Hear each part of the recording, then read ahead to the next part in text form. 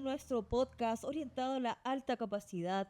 Estoy junto a Tamara y Hernán. Aplauso, por favor, para mis compañeros. También aplausos y agradecimientos a For Lab, quienes nos entregan la mejor calidad de un equipo técnico y humano también, ¿ok? Todo en For Lab. Gracias, chiquillos. Ay. ¿Qué vamos a hablar hoy día? Chicos, les traigo un tema que va más allá de lo intelectual. Podríamos decir, ok, ¿de qué se trata esto? Les cuento. Hoy vamos a entrar en un terreno que a menudo la lógica y el intelecto intentan evitar, pero que las emociones y el corazón siempre reclaman. Si tienes altas capacidades, les hablo a ustedes, sabrán que su mente no tiene un botón de apagado. Desde niños nos persiguen las preguntas existenciales. ¿Por qué estamos aquí? ¿Qué hay después de esta vida? ¿Cuál es el propósito de tanta cosa que acontece y nos sucede? A menudo esta intensidad se vive como una carga, como un exceso de realidad que no se sabe dónde depositar o cómo gestionar. Hoy vamos a hablar de espiritualidad, pero no desde los templos, sino que desde la neurodivergencia. ¿Qué le aporta la conexión con lo trascendente a una mente que siempre está analizando todo? ¿Es la espiritualidad el refugio o la expansión final del talento y de esta mente neurodivergente? Qué provocación más interesante. Chicos, por favor, díganme algo. Bueno, es un temazo nuevamente, como de estos temas que aparecen como algo tan fácil de entender y al mismo tiempo tan complejo. La espiritualidad, así como el amor o es una cualidad muy humana, muy relacionada con lo que nos constituye como seres en este mundo. Y es increíble que hoy día, o a través del tiempo, también ha ido cambiando esta visión global de lo que entendemos por espiritualidad. Porque lo primero que hay que entender es que es una experiencia muy personal. ¿Qué es lo que entendemos por espiritualidad? Podríamos llevarlo al terreno de lo metafísico, aquello que no se puede tocar, no se puede sentir, no se puede ver. Lo podemos ligar a nuestra experiencia con, si alguien, para quienes creen con la deidad, qué implica la deidad en sus vidas, o también lo podemos vincular con cuestiones como nuestra relación con nuestros amores e intereses más profundos. Es una conexión silenciosa y una conexión, y una conexión invisible. Entonces tenemos muchas formas desde donde abordar esta espiritualidad como una experiencia humana. Yo no sé, por ejemplo, tú, Tamara, y lo habíamos conversado un poquito antes del capítulo. ¿Cómo tú sientes que vives tu espiritualidad? ¿O es quizá un tema que hoy día no te abraza, no te abarca? A ver, actualmente la verdad es que cuando tú me preguntas, oye Tamara, pero tú tienes religión, tú eres católica, eres cristiana, la verdad que en este momento no sé qué soy. Yo creo que inventé mi propia religión o, claro, hablando de religión puntualmente. Y pasa también cuando mi hijo me pregunta con respecto a mis creencias, con respecto al sentido de la vida, en qué me baso yo, tampoco sé qué responderle. Y eso también le ha dado, que siento que es muy bueno, la posibilidad de que él entienda de que él también puede escribir como su propia historia y que esta búsqueda es válida, ¿ya? Que no porque tú vienes de una familia que te ha inculcado una religión, unas creencias, ¿cierto? Tú tienes que tomarlas y llevarlas adelante porque si no te convencen o no conectas con eso, podrías decir que no y que de hecho eso está súper bien. Entonces me gusta que mi hijo, siendo tan chico, en el fondo, se haga esas preguntas, que de hecho es súper característico en las altas capacidades, que los niños empiezan, como dijiste tú, estas preguntas súper profundas, como de qué hay más allá después de la muerte, y desde edades así guaguas, que a las familias se asustan un montón con el tema, no sabes qué responder o cómo acompañar también eso. Yo en este momento siento que estoy todavía en una búsqueda, pero no una búsqueda desesperada, porque siento que estoy como muy conectada con cosas, siento que tengo una conexión con ese algo que hay más arriba que no sabría explicar. siento que haciendo las cosas bien, con conciencia, con respeto, como que las cosas siempre se van a dar bien. Pero sí hago ciertas cosas o ciertos rituales más esotéricos, no sé si llamarlo esotérico en realidad, que tienen que ver con las energías. Yo siempre hablo de las energías. Sí. Meterse al mar, limpiarse, ducharse todos los días, ojalá lo más temprano posible. Eso hace que el agua aclara los pensamientos. En la ducha pasa mucho que tú como que tienes esos grandes conexiones, decir, esto era, o tienes grandes ideas. El agua también siento que hace que tú conectes contigo misma, que tengas un mejor día, que todo empiece a salir bien, y siento que la conexión con la naturaleza también es algo que a mí me hace mucho sentido viviendo ahora en el campo. No estoy desconectada de la naturaleza, me doy mi tiempo para ir a meter los pies al mar, para ir a tocar la arena, para mirar, respirar esa brisa marina. No sé cómo explicarlo, creo que mi conexión es más como con la maravilla de la tierra en el fondo, como la naturaleza, más que con con algo divino, puntual, conocido, llámese Dios, ¿cierto? Jesús. Pero aún así, paso por fuera de una iglesia, igual me persigo. ¿Y tú Por sí? si acaso. Por si acaso. ¿Cómo has vivido tu espiritualidad? ¿La vives? ¿Tenías una distancia con ella? Sí, me gusta el tema de la espiritualidad.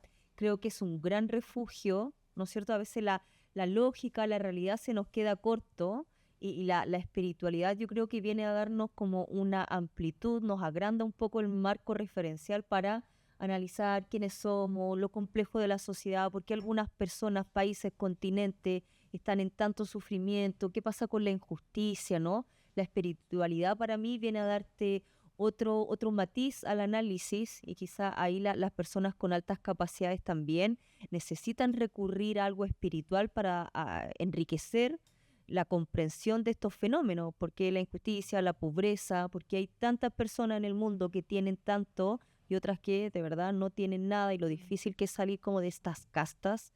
Em, pero yo en lo personal, claro, también crecí en una familia como religiosa, mis primos todos fueron bautizados, por ejemplo, y yo, claro, creo que he pasado por momentos en que creo más en Dios o no, hoy día quizá en una búsqueda personal, pero más allá también, para mí mi referente de lo espiritual es la fuerza de la naturaleza, ¿no? Esa fuerza como implícita que nos abraza, o sea, la tranquilidad que siento en un bosque, mirar el vaivén de las olas, a mí me contacta con decir, wow, de verdad hay leyes que no comprendo, pero que rigen todo esto. Algunos pueden decir que es Dios, otros pueden decir que es simplemente la fuerza de esto natural, que es salvaje y tiene sus propias reglas. Yo no sé, me gustaría, claro, conectarme más con lo espiritual, gente que hace yoga, que cree en el taoísmo, y otras cuestiones, ¿no? Pero por el momento estoy ahí neutra, en una búsqueda pasiva. Quizá me va a encontrar, yo siempre creo eso. Sí. Yo también lo espiritual mío, quizá yo no tengo, no sé dónde voy a ir, no soy como esas personas que dicen quiero esto y se van ahí. Yo digo, mira, lo que tenga que ser para mí me va a encontrar, alguien va a tocar mi puerta, ¿no? Me va a decir, Cintia, te invitamos a animar el Festival de Viña, por ejemplo, Eso. ¿cachai? Ahí estaremos. ¿Por qué no? Como dice, Vamos de jurado nosotros, ¿cierto? Jurado. Por favor. como dicen Rayuela, estábamos para encontrarnos, estábamos sin buscarnos, pero estábamos para encontrarnos. Es como algo así. O algo así. Claro, te encuentras a ti mismo.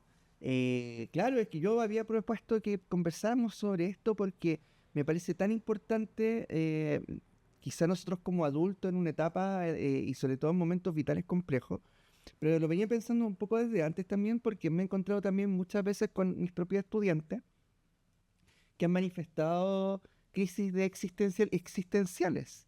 Yo no sé si usted ha identificado o no que esto se da mucho en las altas capacidades. El tener pensamientos profundos muchas veces es una herramienta poderosísima en el mundo, pero otras veces también nos puede llevar muy profundo y no encontrar respuestas. Sobre todo cuando uno tiene una mente o ha entrenado mucho tiempo una mente muy lógica, que creo que también es otro de los, un poco los pecados de las altas capacidades, que se nos vincula directamente a lo lógico, a lo racional. Y afortunadamente, el programa, incluso en donde trabajo, en el programa Beta, hay un contenido socioemocional. Implica que también hay una preocupación por las emociones de esos estudiantes. Sí. Entonces, ¿qué pasa? Que cuando estamos en un proceso en una sociedad actual en la que tenemos una ruptura muy importante con lo espiritual porque estamos en una crisis. Hay un materialismo que ha ido avanzando desde hace siglos en realidad, que ha hecho que el lenguaje científico sea muy poderoso, Sí. ¿ya? Eh, para bien, yo soy una persona de ciencia, casi siempre trato de definirme un poquito, pero hasta cierto punto, porque también soy un ser profundamente emocional. Cuando me encontré con estas capacidades, también afortunadamente casi siempre uno esperaría encontrarse con ellas cuando tú estás ahí de niño. Ujú. Pero tenía otra herramienta, entonces también me di cuenta prontamente que tenía que también abrazar mi emocionalidad, que otra de las manifestaciones de mi neurodivergencia. Yo soy súper sensible, he entrenado con el tiempo a no serlo, pero ahora eso también en algún momento me hizo clic y me hizo también buscar espiritualidad. Y es un camino largo, porque son preguntas, como decía, no tienen respuesta. Piensa esto, ¿de dónde venimos? Que es una pregunta que tratan de responder múltiples religiones en el mundo. Sí. También es una pregunta que trata de responder la ciencia. ¿Ya? ¿De dónde venimos? Yo por eso estudio astronomía y me encanta la astronomía porque lo que está buscando son las raíces de esas preguntas filosóficamente y espiritualmente tremendas. ¿De dónde venimos? La respuesta teológica muchas veces es de la idea de Dios, ¿ya? Dios en sus múltiples formas y visiones. Desde chico, ¿Qué fue lo primero que pasó, según Dios? es que Dios es una idea, sobre todo occidental, muy aristotélica, la idea del motor inmóvil, la primera causa, la causa sin causa, esto que genera todo. Pero al mismo tiempo esa idea inspira a la idea del Big Bang. Y el Big Bang es el inicio de todo, ¿ya? Todo parte de la nada, todo parte desde lo que no es, de la nada, de lo que no era lo que es. Y de alguna otra forma, nuestra forma espiritual de conectarnos con el mundo y filosófica también inspira no solamente a nuestra relación con Dios, sino también nuestra relación con la ciencia. Ajá. Hoy día tenemos todo tan compactado que se nos olvida que toda la experiencia humana está conectada. El mito está profundamente conectado con la forma que tenemos de hacer ciencia, la forma en que tenemos de ver el mundo, la forma en que tenemos de actuar y tomar decisiones, aunque no seamos personas creyentes. Eh, Nosotros vivimos en una sociedad judío-cristiana, aunque no crea en nada o crea en muchas cosas, porque tiene códigos. Siempre, y eso es muy rico, es muy interesante porque también es cultural. Ujú. ¿Ya? Entonces ni siquiera es necesario, pero es muy interesante que desde algo profundamente espiritual nazca una pregunta que inspire investigaciones científicas de alto nivel. ¿Y tú qué? Porque tú querías... hay algo acá que está pasando. Sí, lo que pasa es que el otro día tuvimos la experiencia, por eso te preguntaba, de que íbamos en el auto, yo llevo una compañerita de los niños de vuelta a casa porque vivimos en el mismo condominio, entonces venían hablando del Big Bang y mis hijos hablaban de la creación y la niña, que es muy creyente, de hecho es cristiana, para la iglesia cristiana, hablaba de que no, de que los niños estaban equivocados y que en realidad el origen de todo fue Dios que creó el mundo en 7 días y que primero creó a Adán y Eva y todo eso. Entonces mi hijo, no, pero es que eso no es así, porque y yo manejando, tratando de como llevar esta conversación para que también, para explicarles que son dos miradas que es totalmente distinto y paralelo, no sé cómo decirlo, y que también hay que respetar la opinión del otro porque es otra mirada también. Me- Pero son tan chiquititos que ahí es como complejo porque se estaban como, pero es que eso no es así, porque ellos creen que saben toda sí, Espérate, la verdad en el fondo. ahí se me ocurrió una analogía. Que estaba pensando en cómo hacemos la mirada desde distintas formas. ¿Cómo lo harías tú? Porque Alguna vez hablamos del amor y, por ejemplo, nosotros podemos estudiar neurocientíficamente qué es el amor y podemos estudiar de que son reacciones químicas que funcionan en el cuerpo, ¿no? Sí. Ya se libera oxitocina, hay dopamina, o sea, cuando uno está con alguien que ama, cuando uno están pasando cosas en el cuerpo, se pueden medir Cierto. y matematizar, por supuesto. La neurociencia Sí. ha avanzado en eso. ¿Eso es el amor? El índice de oxitocina, dopamina y otros tantos químicos que tienen en tu cuerpo, ¿eso es amor? ¿Son números? ¿O el amor también es una experiencia que se vive de forma subjetiva y que no soy capaz de poder volcar y contarles mi experiencia subjetiva a todo nivel? Porque ni siquiera tengo lenguaje para poder explicar cosas que siento. Sí. Lo mismo pasa con la religión y la ciencia. Lo mismo, porque la ciencia, primero, no, a diferencia, por ejemplo, quizás lo que establecen algunos dogmas, no es sinónimo de verdad. La ciencia es un gran consenso. Y un consenso que puede cambiar. Pe- La historia de la ciencia es así. Solamente pensar en la gravitación, la ley de gravitación de Newton que se cambia por Einstein cuando Newton era un crack. ¿Y quién venía a criticar a un crack? Pero así es la ciencia. La ciencia requiere evidencia y esa evidencia es un gran consenso. Si yo quiero cambiar y quiero cambiar, hacer de cambiar de opinión a la gente, tengo que llevar evidencia. ¿Qué pasa con la fe? La fe es una subjetividad, se siente, se vive profundamente, ¿ah? No, al contrario, mucho más profundo que, que los datos y los números, sino que se siente desde adentro y una construcción de mundo personal. Entonces, nadie puede venir a decirte, ¿sabes qué? Lo que tú crees estás equivocado, Claro. porque es creencia, es conexión, es una idea, una construcción psicológica del mundo. Muy bonita, ¿eh? De hecho, es tan bonito cuando la gente logra conectarse, están en un culto, una fe, lo que sea, y se conecta porque cree en una forma parecida. Pero eso no implica que yo pueda ejercer violencia sobre ti y decir, tú tienes que creer en esto. Creo que ahí está el que... Entonces, la ciencia no, pues la ciencia es evidencia. Si yo quiero decir esto es así, pap, lo demuestro. Sí. En cuanto a las creencias, no. Entonces, esta niña perfectamente puede decir que esa es su creación del mundo, Sí. porque es la forma en que ella lo ve desde este punto de vista personal y compartir quizá con su familia. Ajá. Pero si estamos hablando de ciencia, es otro terreno. Y ahí hay que decir de qué estamos hablando. Por ejemplo, estamos hablando de espiritualidad. No vamos a poner a cuestionar, porque no es evidente, no es evidencia, es muy parecido a sentir, por eso es que se parece al amor. Sí, para mí también lo espiritual viene a ser una forma invisible de darle sentido a algo visible, a la experiencia humana en sí que puede ser más cuantificable.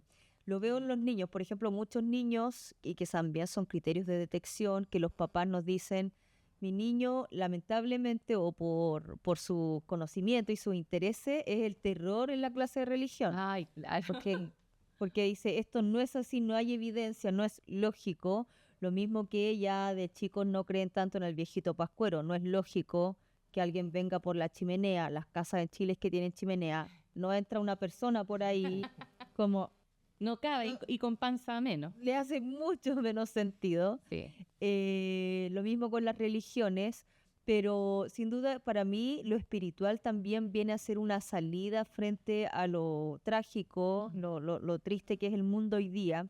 Y lo llevo porque yo también lo he experimentado en carne propia en casos más extremos. Pensemos en personas privadas de libertad, ¿no? Yo trabajo con esta población y donde el trabajo espiritual con este tipo de personas o en este contexto de encierro es fundamental. Es una patita. Nosotros en la fundación llevamos el rugby a estas personas, todo lo psicológico, pero después se cierra el telón, los psicólogos nos vamos y ellos quedan ahí en ese contexto y es esto espiritual, esto aferrarse a una esperanza. Para mí lo espiritual se traduce en esperanza, de decir, bueno, esto no tiene sentido, esto es injusto, pero bueno, tengo la esperanza de que después de la muerte hay algo que sí me va a calmar, me va a llenar, voy a estar pleno, me voy a encontrar con esta persona que perdí. Tengo la esperanza, o sea, lloro la ausencia de un ser querido que perdí, de una mascota o de un trabajo que también puede ser visto como algo muy encarnado a uno, pero tengo la esperanza porque hay un Dios que va a juzgar, porque hay después de la muerte algo que va a pasar y me aferro a esa esperanza, una forma de aliviar el sufrimiento propio de ser un ser humano en este mundo. De hecho, en psicoanálisis se dice que el primer trauma de una persona es el nacimiento. O sea, nacemos ya traumados. Esto no es Nací. un dato que hay evidencia al respecto de que el creer en algo, no Sí, necesariamente en Dios, ya sé lo creer que en vas a algo, decir. claro, creer en algo genera mejores índices de recuperación, alivio del dolor, Sí, y es muy interesante porque ahí tú te das cuenta que está en nuestro cerebro más primitivo porque nuestra relación con la naturaleza. Yo en particular, me pasa algo que yo como en algún momento traté de entender el mundo, creo que desde 2011, cuando muere mi abuelo, con la ciencia. Y fue fantástico porque la ciencia te explica todo, así es maravilloso. Yo, en 2011, mi relación con la ciencia era nada. Ahora es muy profunda. Pero ¿qué pasa? Que con el tiempo han ido pasando cosas y La ciencia a veces queda cortísima. Queda corta, claro. Queda cortísima, porque te puede explicar de forma lógica el mundo, fantástico. Pero hay algo más. Y saltándome varios capítulos de esto, una de las cosas que a mí me sostiene como espiritualmente en el mundo, que ha sido un camino en los últimos años, y que es un camino que no se termina, es un tránsito de por vida. Solamente, y a mí en particular, es mi relación con la naturaleza. Y las dos dijeron lo mismo. Y a mí me pasó que, por ejemplo, para mí un árbol no es solamente madera, sino que es algo un poco más grande y más profundo. Es vida, es un ser vivo que está conviviendo con su ecosistema, que se relaciona con él, que le da vida a otra vida. Un árbol no es sombra para los seres humanos, es fruto, es también un lugar donde descansan otros seres vivos. Es un ecosistema que está constantemente en relación, que no necesita el ser humano. La naturaleza es, o sea, nosotros podemos desaparecer y la naturaleza va a crecer, al contrario, va a ser, ya. Y lo otro es que también tenemos que recordar que yo uso la palabra naturaleza para hablar de lo que tenemos que cuidar, pero tenemos que recordar que nosotros también lo somos. Somos naturales. Somos naturaleza, y eso no es solamente poesía. Es tal como cuando Carl Sagan decía que somos polvo estelar, polvo estrella o cosas de estrella. Es lo mismo. Pese a lo poético que puede ser que yo diga que somos naturaleza, efectivamente lo somos. Estamos compuestos por los mismos elementos, la necesitamos un ecosistema para vivir. Entonces, ¿qué pasa? Que hoy día el materialismo a nivel cultural, social, económico, ha generado que, por ejemplo, no preservemos la naturaleza y lo veamos todo en términos cuantificables Utilitarios. y muy rápido. Sí. O sea, cuidar la naturaleza no es jardinería, no estamos cuidando una plaza porque se ve bonita, estamos cuidando un espacio que nos acoge. Es como que destruyéramos nuestra propia casa.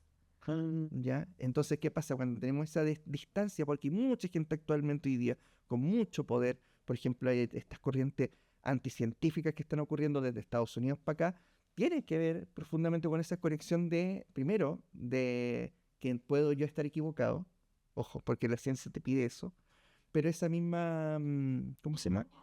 Deberíamos ser más empáticos también a la hora de verlo también desde la espiritualidad. Así como en la ciencia es súper importante reconocer que el otro tiene otra forma, o sea, tenemos que ponernos de acuerdo a nivel espiritual, podemos convivir también con todas nuestras diferencias. Quiero decir algo también. Hay una rama muy grande de la espiritualidad, si quieren, o del misticismo, no sé dónde se inscribe, que es, yo una vez cuando chica tengo familiar y amigo de mis padres que viven en Salamanca, y Salamanca es la ciudad de los brujos. Ajá. ¿Ya? Ahí también en esos entornos priman otros principios, que es mucho que hay gente bruja, tal y cual, que viven ahí y que hacen servicio a la comunidad y que se congregan una vez al año en un lugar, y la gente que vive ahí te cuenta historias que tú dices, no te puedo creer, como que los ven a los niños que salen en la noche, guaguas que están jugando como con duendes bajo la parra, y que tú vas a una bruja cuando estás teniendo problemas de salud. Quizá también lo que se vive en otras cosmovisiones, como los mapuches, los aymara, que tienen otra visión de la salud, la enfermedad, la vida, la muerte.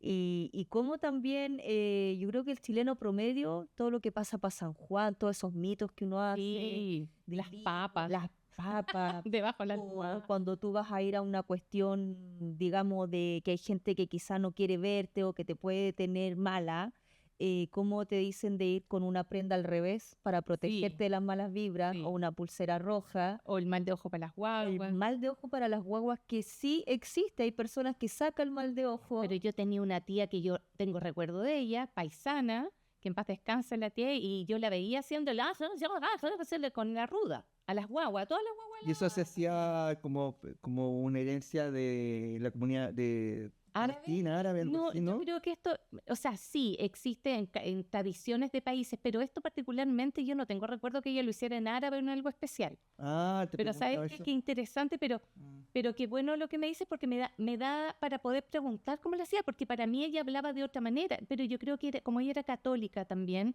yo creo que rezaba a Dios. Sí, porque en mi casa lo que hacían era agarrar una rama de parque ¿Ya? y con agua, ojalá bendita, pero con y eso está muy ligado al culto del mundo mapuche. que se arrastraron y llegaron también a las ciudades. Mi familia no tenemos una relación directa o conocida al menos con un pueblo originario, pero tenemos un montón de tradiciones asociadas a ellos. Mi familia es de Salamanca y de Illapel. Oh, ¿verdad? Sí, y por ejemplo en mi familia también hay un sincretismo muy bonito. Mi mamá desde hace años, cada vez que como que abre o cierra una comida, cuando se ora en muchos lugares, ella siempre mezcla sus tradiciones porque dice, gracias Padre Celestial, como haciendo esa tradición hacia el cielo, o más lo ligado a los judíos cristianos, y gracias a la Madre Tierra, que se parece un poco más a lo ligado al mundo mapuche, o al mundo de Latinoamérica. O si tú te vas a cualquier parte del mundo, la idea del culto a la tierra está en China, está en los pueblos originarios del norte, pero siempre está esta relación de la tierra la tierra con el cielo. Sí. Y tú te vas dando cuenta cómo sincretismos pasan, cómo religiones se cruzan, cómo se mezclan, cómo conversan. Yo por eso al principio decía una profunda actividad sociocultural, exquisita. O sea, creo que cuando se vive en espiritualidad de forma amable y con el respeto que hacia el otro, se van construyendo nuevos mitos, nuevas formas, nuevas conexiones, nuevos lenguajes. Ahora, hablando me acordé de una cuestión y que, claro, lo espiritual de la religión, ¿no? Como que tendemos a decir, ok, ciencia distinto de lo Ujú. religioso, pero ¿saben qué? Se ha demostrado que, sobre todo en la Edad Medieval, todos los templos sagrados de sanación y las iglesias estaban en puntos magnéticos de la Tierra donde la energía tú entras a una iglesia y sientes como un abrazo, sientes una energía que calma, y esos son puntos estratégicos de los puntos magnéticos de la Tierra. De hecho, cuando las líneas magnéticas de la Tierra, que son distintas, hay de oro, cobre, bronce, plata, hay veces en que estas personas que manejan el magnetismo con varitas de cobre van como, se doblan así solitas, porque ahí está esa influencia magnética. Hay casas que tú dices, la casa embrujada, pero está en el magnetismo que las cosas pueden flotar, porque hay una cuestión que las levanta. Ya. Y quería decir eso, que está comprobado que las iglesias tienen, no sé, no dijeron, oye, hagamos aquí la iglesia, Porque tranquila, sí, porque que está la bonito. misma por aquí, que está bonito. Es Hasta la- porque ahí pasaban cosas Bueno, hasta las pirámides están que no alineadas. podemos ligar con la ciencia. Es que hasta las pirámides están alineadas con el cinturón de Orión, por ejemplo, ¿cachai?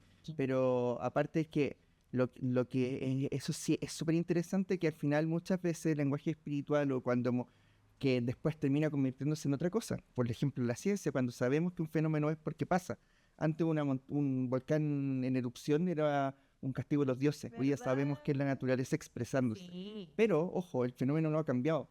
Cambió nuestra forma de enfrentarnos al fenómeno, ¿ya? Y ahí es cuando la ciencia lo que hace en el fondo, lo que debería hacer es eso, despejar nuestros miedos, no estar excesivamente preocupados y poder tomar las medidas y en vez de sacrificar a una persona y tirarle al volcán, Sí. por ejemplo, tener una alarma de evacuación, ¿ya?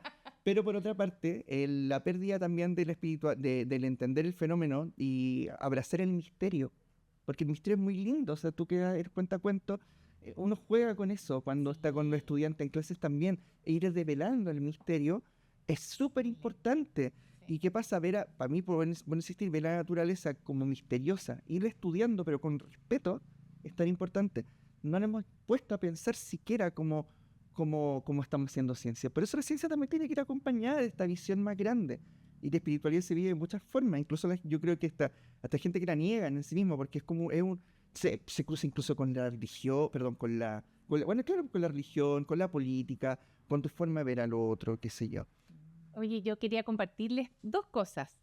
Estuve hace un par de meses atrás en Temuco. Viajamos con la fundación para conocer unos colegios, ¿cierto? De una fundación allá, la Fundación del Magisterio. Fuimos a conocer un jardín infantil, pero también una escuela rural mapuche.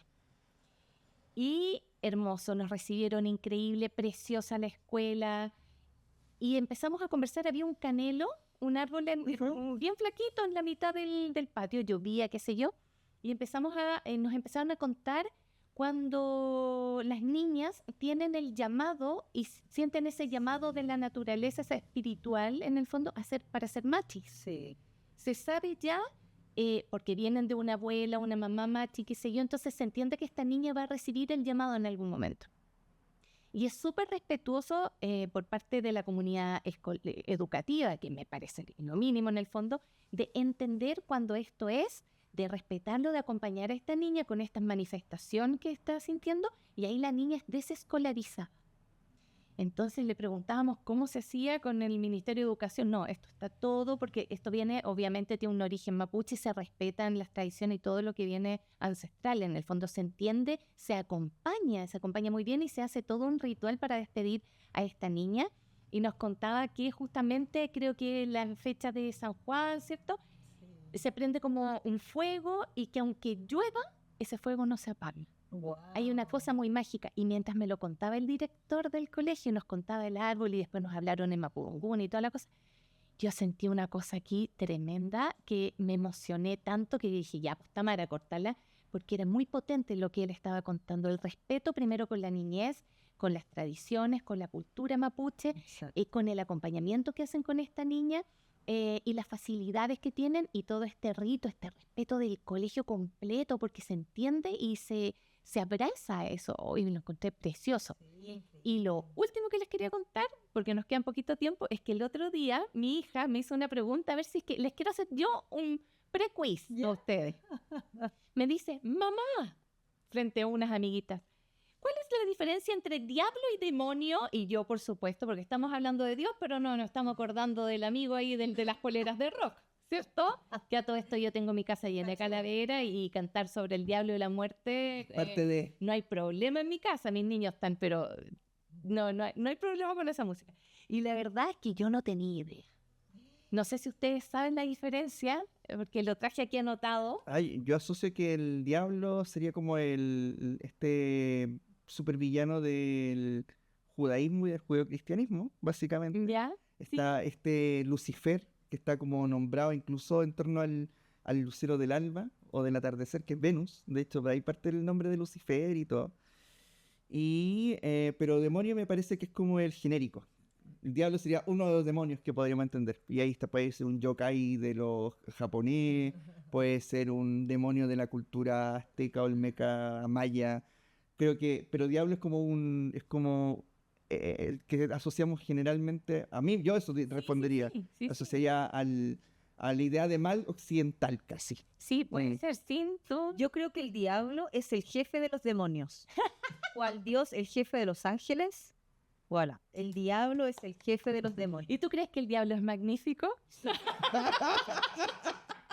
Yo creo que debe tener su pro y su contra. O sea, ¿qué seríamos sin un demonio, sin un Oye, qué diablo? interesante lo que planteáis con eso, porque cuando había empezado con lo de Salamanca, y no sé si ubicáis la Wicca. Oh, no. No, la Wicca es una religión neopagana, sí, debe tener unos principios del siglo XX, en el que grupos de mujeres lo que han hecho es como volver a reconectarse con esta idea como de la bruja, pero reivindicándola como una científica del pasado, como una mujer Temazo. que no quería ser madre y que fue castigada por eso. De hecho, siempre fue una especie de control social la idea de asociar a la bruja. Una sensibilidad. Y, espérate, y más encima asociarla como la idea de la diosa madre, porque occidentalmente pensamos en la deidad Dios como una figura masculina, pero a lo largo de la historia han habido diosas femeninas que son tan o más importantes. La misma Ñuquemapu, Pachamama, como queramos decirle, o la tierra en sí misma, de donde se proviene una figura que siempre ha sido femenina, asociada a la fertilidad, a los campos, Afrodita, la primera Isis, o la primera diosa que tenemos conocido que es Ishtar, que es esta diosa babilónica. Entonces, la Wicca es muy... Allá que hablabas un poco de esto del diálogo magnífico, son experiencias también, pues hay mucha gente que termina construyendo incluso religiones. Hay religiones canónicas.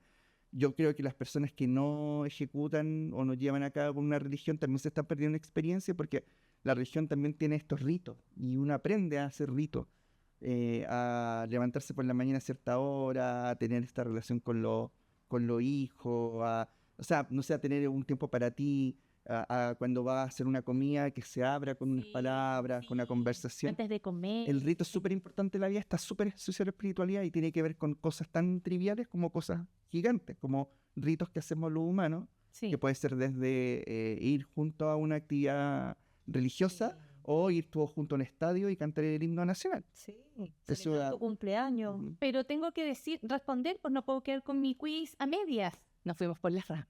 Para variar. Sí. Ah, no, está bien, amigo, me encanta. La Cintia, súper bien. Yo voy a decirles la diferencia entre diablo y demonio, que lo tuve que averiguar. Diablo es uno, ¿cierto? Es el adversario de Dios y es el símbolo central del mal. En cambio, los demonios son varios. Justamente son subordinados al diablo. El diablo es el jefe, ahí estaba súper bien. Y representan la fuerza, la tentación, el caos. En realidad son manifestaciones del mal, no el origen. Oye, pero ahí hay un tema central que es la idea que se repita en todas partes. El caos versus el orden. Esa es la gran lucha del bien contra el mal. El caos y el orden. Y desde Marduk con, ¿cómo se llama este? Tiamat, hasta Dios y el diablo, son arquetipos que se van enfrentando todo el tiempo. A mí lo que me gusta, mucho me gusta de la visión taoísta del mundo es que tanto el bien y el mal, que ¿han visto el símbolo del yin yang? Sí, ¿Cierto? Ya, el yin yang no es que en todo lo bueno hay algo malo y en todo lo malo hay algo bueno, es que es una unidad, es un círculo que lo contiene todo, Ajá. que es como la vida lo contiene todo. Los humanos tenemos la posibilidad de poder ir modificando y quizá tendiendo a ser cada vez mejores seres humanos. Es una responsabilidad que nos da nuestra cognición, ¿ya? Sí. A veces contamos historias pensando en los castigos, qué sé yo, pero creo que tenemos una oportunidad tan grande de quizá ese mal, minimizarlo. Porque también yo una cosa que siempre pregunto, ¿ese mal es humano o también es una manifestación de la naturaleza? Porque ojo, los humanos somos naturaleza. Ah, Porque, claro, no podemos decir que un animal comiéndose a otro es malo, ¿ya? Ya, pero ¿y si nosotros matamos a otro? Sí. Ya, pero ¿qué es lo que distingue uno del otro? Si igual somos animales. sí. Entonces ahí es muy interesante. Es una herencia, debemos combatirla, entenderla. Sí.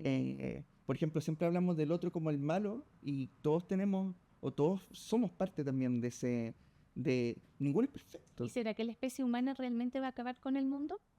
No, porque yo creo que el mundo es lo suficientemente resiliente a que cuando nosotros nos extingamos, el mundo va a seguir siendo mundo. Le pasó a los dinosaurios. No sé si somos más especiales que los dinosaurios, que eran gigantes. Entonces, yo creo que podemos dejar colapsar al mundo, pero nos va a hacer colapsar a nosotros mismos. De hecho, eso es lo más triste porque nosotros estamos hoy día entregándole un mundo a los niños muy, muy terrible. El tema del cambio climático es asqueroso y es real. No nos hemos estado haciendo cargo como sociedad, hoy día menos. Entonces estamos entregando un mundo, de verdad, una casa muy cochina, muy sucia, y creo que eso no hace mal a nosotros, pero la naturaleza... Seguramente vamos a seguir viendo más verde porque va a haber más dióxido de carbono en el aire. Y alguien va a decir, pero ¿cómo está pasando algo malo sin más plantas? No, la naturaleza sigue creciendo sin nosotros. Así Sí. que, heavy. Sí. No, yo me quedé pensando si mi ex era demonio o diablo.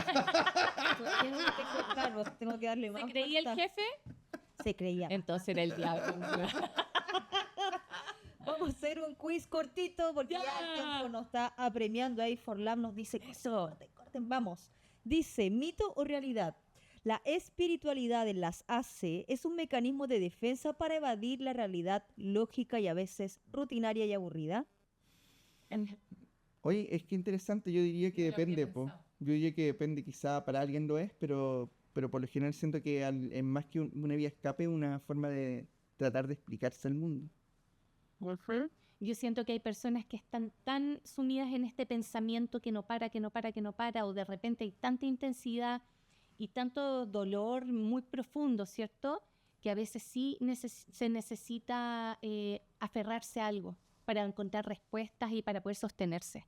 Yo conozco muchas personas con altas capacidades que han necesitado, ya sea en algo puntual o justamente en la fe, donde encontraron respuestas para poder seguir viviendo muchas veces. Sí. Acá dice, claro, que no es una evasión y hay autores como Piechowski que sostienen que es una faceta inherente al desarrollo del ser humano en Ujú. En general. general. Absolutamente. Otra pregunta. Ragatacatán.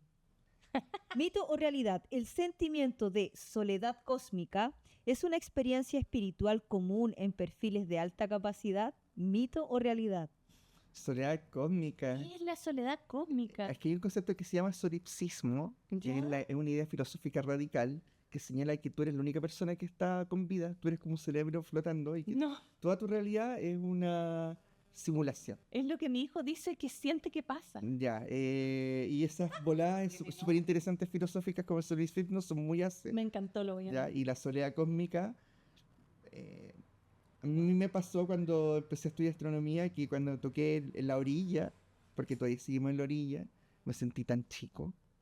O sea, recomiendo no saltarse la etapa de maravillarse con el cielo, porque me sentí tan chico, así como...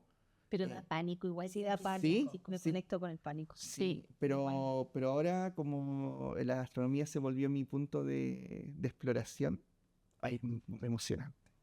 Ay, qué lindo Emocionante. verte feliz. Sí. Sí, me encanta. El pensamiento arborescente facilita la percepción de la interconexión de todas las cosas, por lo que la espiritualidad dentro de este pensamiento, ¿no? Vendría a ser parte de esta mente que intenta conectar a todo con todo. Sí, ¿Mito o realidad? Sí, en realidad. y creo que me da la respuesta a lo que me pasa. Gracias.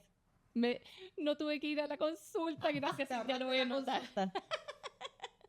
Mito o realidad, la duda sistemática y el escepticismo impiden que una persona desarrolle una vida espiritual.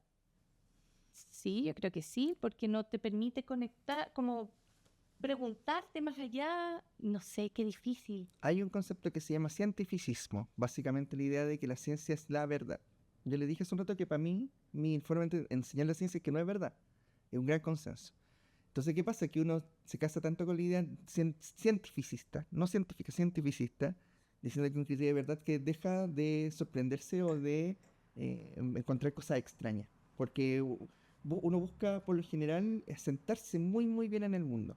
Y lo entiendo, imagínense, para mucha gente vivir en la incertidumbre es terrible. Entonces, el cientificismo, por una mente muy lógica, Sí.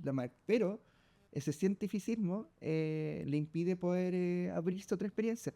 Pero ojo, yo soy escéptico y aún así busco sorprenderme.